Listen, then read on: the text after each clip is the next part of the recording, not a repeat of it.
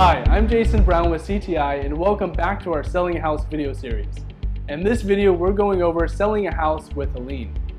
If you own a house, odds are there's a lien on it in some way, shape, or form. Part of the selling process is being able to provide the buyer with a clean title. In order to provide a clean title, you need to provide the buyer with title insurance. Now, title insurance is issued at the time of closing and is facilitated by the title company. Some out-of-state sellers are more familiar with closing attorneys, but at least here in Florida, it's more common that we use title companies to handle closings. Liens are discovered by the title company during the lien search. After a lien search is completed, you will receive a list of every lien against the house in the form of a title commitment. This will be the definitive guide as to what needs to be cleared up before you can sell the house. The most common type of lien would be a simple mortgage. So if you've received a loan for your house from a bank or private lender, there will be a mortgage against the house.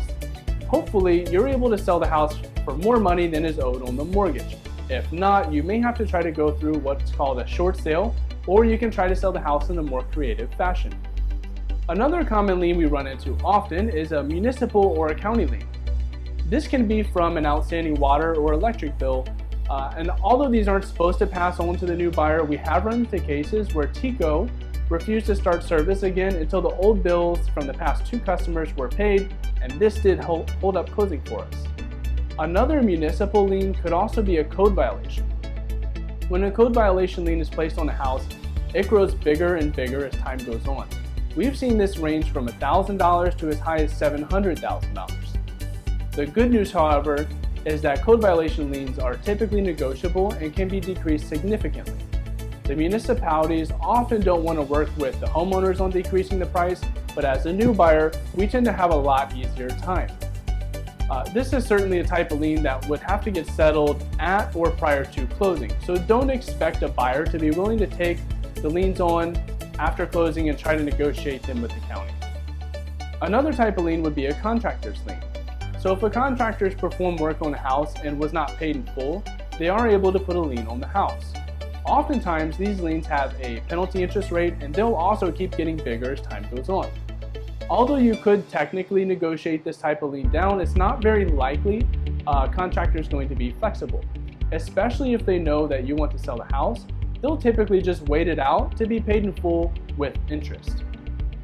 Now, when it comes to HOA liens, they're pretty serious and they supersede just about all other types of liens. So if you have an HOA lien, don't expect to be able to negotiate it or get around it at all.